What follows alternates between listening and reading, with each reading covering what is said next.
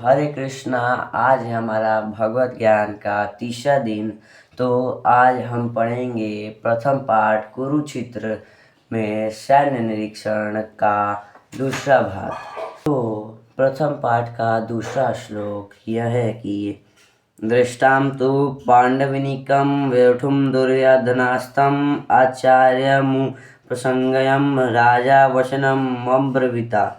संजय ने कहा, हे राजन, पांडव पुत्र द्वारा सेना की व्यूह रचना देखकर राजा दुर्योधन अपने गुरु के पास गया और उसने ये शब्द कहे।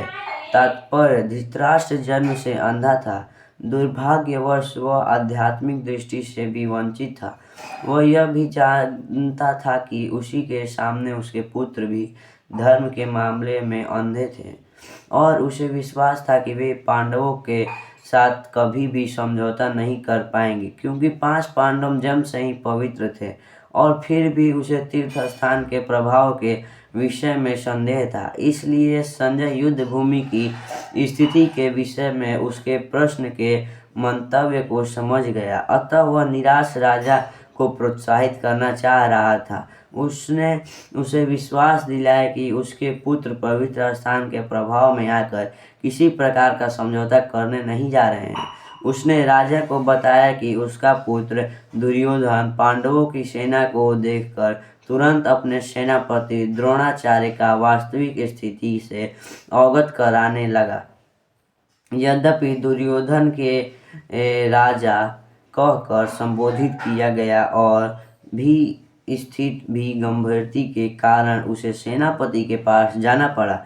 अतएव दुर्योधन राजनीतिज्ञ बनने के लिए सर्वथा उपयुक्त था, किंतु सब उसने पांडवों की व्यूहरचना देखी तो उसका यह कूटनीतिकर व्यवहार उसके भय को छिपा न पाया। तो पहला पाठ का तृतीय श्लोक यह है कि पश्यन्ते पांडुपुत्राणां मार्चया महन्ति सुमुमं वैकुण्ठं दुःप्रदं प्रेरं तव शिष्येण धीमता। हे आचार्य, पांडव पुत्रों की विशाल सेना को देखें, जिसे आपके बुद्धिमान शिष्य द्रुपद के पुत्र ने इतने कौशल से व्यवस्थित किया है। परम राजनीति दुर्योधन महान ब्राह्मण सेनापति द्रोणाचार्य के दोषों को इंगित करना चाहता था। अर्जुन की पत्नी द्रौपदी के पिता राजा द्रुपद के साथ द्रोणाचार्य का कुछ राजनीतिक झगड़ा था। इसे झगड़े के फलस्वरूप द्रुपद ने एक महान यज्ञ संपन्न किया, जिससे उसे एक ऐसा पुत्र प्राप्त होने का वरदान मिला जो द्रोणाचार्य का वध कर सके। द्रोणाचार्य इसे भली भांति जानता था, किंतु जब द्रुपद का पुत्र धृष्टद्युम्न युद्ध शिक्षा के लिए उसको सौंपा गया तो द्रोणाचार्य को उसको अपने सारे सैनिक रहस्य प्रदान करने की कोई झिझक नहीं हुई। अब धृष्टद्युम्न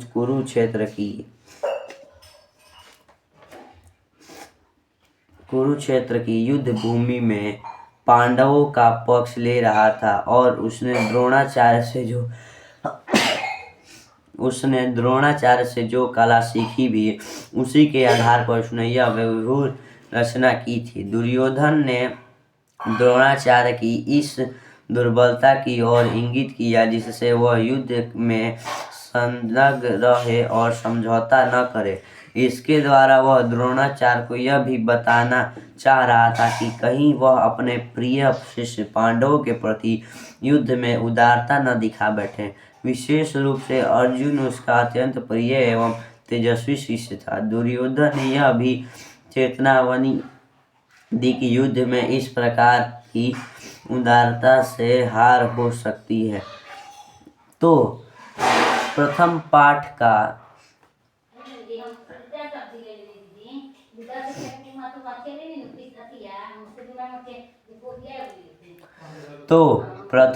का चौथा श्लोक यह है कि अत्र शेरा महेश्वासां भीमार्जुनां सो यदि युधुधनं विराटश्चं द्रुपदक्षश्च महारथ। इस सेना में भीम तथा अर्जुन के समान युद्ध करने वाले अनेक वीर धनुर्धर हैं। यहाँ तथा महारथी दुर्योधन, विराट तथा द्रौपद। यद्यपि युद्ध कला में द्रोणाचार्य की महान शक्ति के समक्ष धृष्टद्युम्न महत्वपूर्ण बाधक नहीं था, किंतु ऐसे अनेक योद्धा थे जिससे भय था। दुर्योधन इन्हें विजय पथ में अत्यंत बाधक बताता है, क्योंकि इसमें इसे प्रत्येक योद्धा भीम तथा अर्जुन के समान दुर्जय था। उसे भीम तथा अर्जुन के बल का ज्ञान था, इसलिए वह अन्यों की तुलना इन दोनों से करता है। तो प्रथम पाठ का 5वां श्लोक यह है कि धृष्टकेतु सचेतनां काशीराजस्व वीर्यवान् पुरुजित्रकुष्टनिभोजस्व सौभयस्य नरुपुण्डवः। हरे कृष्णा। इसके साथ ही धृतराष्ट्र, चिकेतन, काशीराज, पुरोजित, किंतु भोज तथा सर्व जैसे महान शक्तिशाली योद्धा। पाठ का 6वां श्लोक यह है कि युद्धा मनुष्यं चिक्रांतम उत्मजो साक्ष्य वीर्यवान सभद्रो द्रौपदेयाक्षो सर्व एव महारथ। पराक्रमी युधामन्यु अत्यंत शक्तिशाली उत्मजा सुभद्रा का पुत्र तथा द्रौपदी के पुत्र, ये सभी महारथी हैं। तो इस अध्याय का 7वां श्लोक यह है कि अस्माकं तु विशिष्टाये त्रिबोधं द्विजोत्तम नायकं मम सैन्यस्य संज्ञातं तीव्रमिते। किंतु हे ब्राह्मण श्रेष्ठ, आपकी सूचना के लिए मैं अपनी सेना से उन नायकों के विषय में बताना चाहूँगा जो मेरे सेना को संचालित करने में विशेष रूप से निपुण है। तो पहले पाठ का 8वां श्लोक यह है कि भवान भिक्षम शम कर्णस्य कृपिश्च सचिन समितिंजया अश्वत्थामा विकर्णस्य सौमदत्तिस्तवैः च। मेरी सेना में स्वयं आप, भीष्म, कर्ण, कृपाचार्य, अश्वत्थामा, विकर्ण तथा सोमदत्त का पुत्र भूरिश्रवा आदि हैं, जो युद्ध में सदैव विजयी रहे हैं। दुर्योधन उन अद्वितीय युद्ध वीरों का उल्लेख करता है जो सदैव विजयी होते रहे हैं। विकर्ण दुर्योधन का भाई है, अश्वत्थामा द्रोणाचार्य का पुत्र है और सोमदत्ति या भूरिश्रवा ब्राह्मणियों का राजा का पुत्र है।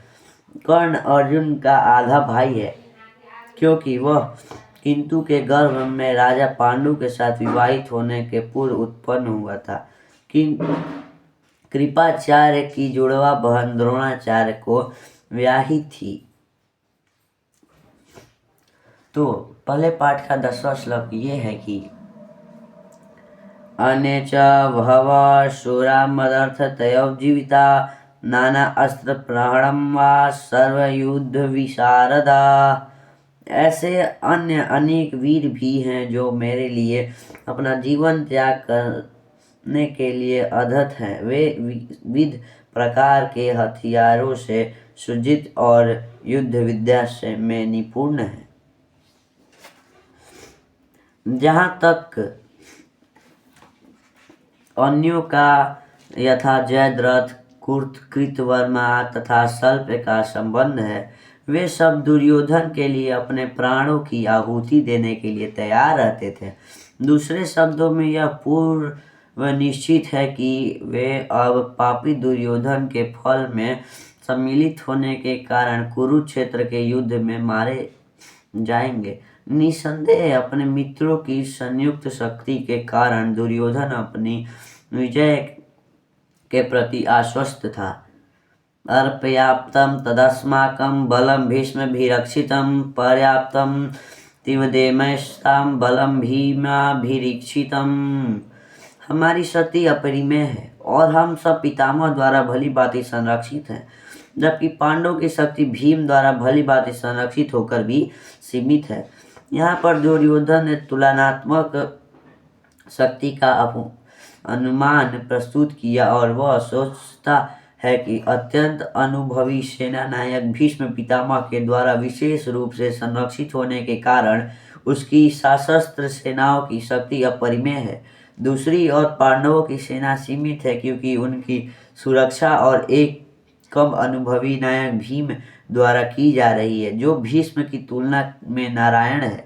दुर्योधन सदैव भीम से ईर्ष्या करता था क्योंकि वह जानता था कि यदि उसकी मृत्यु कभी भी हो तो वह भीम के द्वारा ही होगी, किंतु साथ ही उसे दृढ़ विश्वास था कि भीम की उपस्थिति में उसकी विजय निश्चित है, क्योंकि भीम कहीं अधिक उत्कृष्ट सेनापति है। वह युद्ध में विजयी होगा और यह उसका दृढ़ निश्चय था।